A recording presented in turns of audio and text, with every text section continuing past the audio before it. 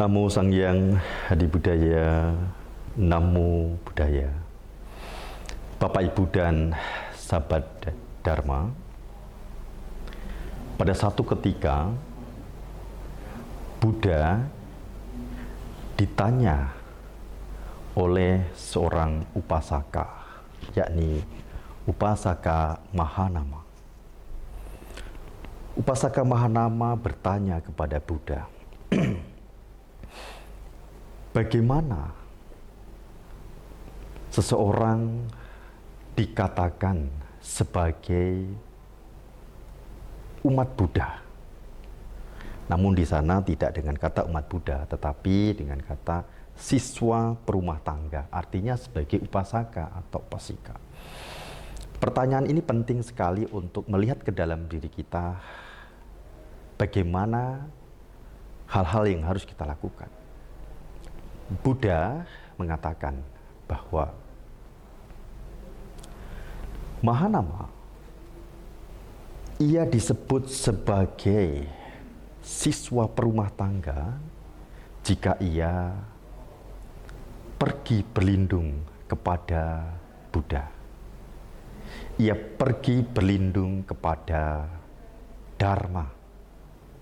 Ia pergi berlindung kepada Sangha. Maka Mahanama, ia dikatakan sebagai siswa perumah tangga. Artinya ia sebagai seorang upasaka atau sebagai umat Buddha. Nah, ini penting. Pernyataan berlindung ini merupakan kesepakatan dengan diri sendiri, bukan dengan orang lain, bukan dengan siapapun, tetapi kesepakatan dengan diri sendiri yang didasari dengan keyakinan. Yang kedua, Mahanama bertanya kepada Buddha kembali, lalu bagaimana seorang siswa perumah tangga dikatakan memiliki perilaku yang baik? Ya, ini menjadi ciri penting yang membedakan antara umat Buddha dan bukan umat Buddha. Meski ia secara KTP tertulis di sana sebagai umat Buddha.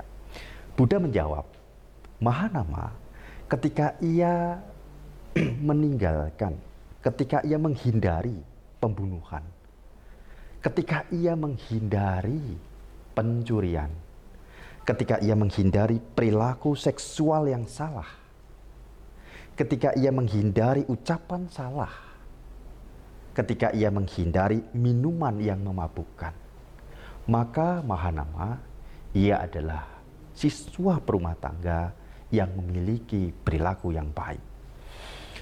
Bapak, Ibu, dan sahabat Dharma, dua pertanyaan dan jawaban Buddha ini menjadi hal penting untuk mengkoreksi diri kita saat ini. Apakah kita sudah memiliki kesepakatan yang kuat dengan diri kita sendiri yang didasari dengan keyakinan, yakni kepercayaan mendalam terhadap Buddha dan kesiapan dalam mempraktikkan Dhamma. Kesepakatan ini menjadi penting, yang kemudian hal ini sekarang menjadi satu bentuk seremoni yang sering kita dengar sebagai wisudi, yang disaksikan oleh para biku untuk ia mengambil perlindungan. Dan kemudian setelah ia mengambil perlindungan ini, ia memiliki ciri dalam perilaku yang membedakan ia sebagai umat Buddha dan bukan umat Buddha, yakni 5 latihan tadi: meninggalkan pembunuhan, pencurian, perilaku seksual yang salah, ucapan yang salah, dan menghindari minuman yang memabukkan. 5 latihan ini menjadi latihan yang tetap, menjadi latihan yang penting sekali untuk dipahami. Jadi jika kita ingin betul-betul memiliki satu pemahaman yang benar sebagai umat Buddha, dua hal ini menjadi hal yang penting. Satu, memiliki kesepakatan dengan diri dalam mengambil perlindungan kepada Buddha, Dhamma, dan Sangha, dan kemudian mempraktekkan 5 latihan.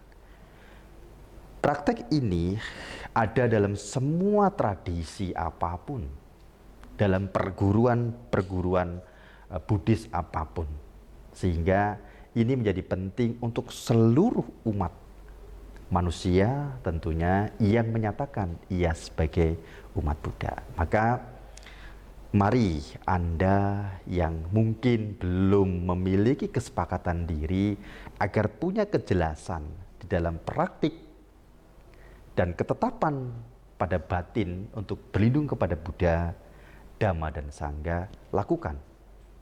Ambil perlindungan segera kepada Buddha, Dhamma, dan Sangha, dan jadikan 5 latihan ini sebagai landasan perilaku ciri umat Buddha yang baik. 5 latihan ini menjadi ciri penting untuk dipahami dan dipraktikkan, yang tentu membedakan kita sebagai siswa Buddha dan bukan siswa Buddha. 5 latihan ini perlu dilakukan perenungan setiap hari. Anda bisa mempraktikkan ini setiap pagi, ambil terus sebagai tekad dalam perilaku sehari-hari. Menghindari pembunuhan, ini hal yang sangat penting, karena praktik-praktik ini yang dikatakan sebagai perilaku baik atau moralitas itu merupakan kehendak batin menghindari perbuatan jahat yang diawali dari menghindari pembunuhan ini. Menghindari pembunuhan terhadap makhluk apapun, ini bukan latihan yang mudah jika kita terbiasa memiliki pola-pola hidup yang tidak teratur, yang tidak dalam praktik-praktik kebajikan. Bukan hal yang mudah. Maka ini perlu menjadi tekad dalam keseharian. Yang kedua, menghindari pencurian. Tentu praktek ini juga penting dilakukan, penting dipraktikkan dalam keseharian, karena praktek ini menjadi hal yang penting untuk menunjang perilaku-perilaku baik kita.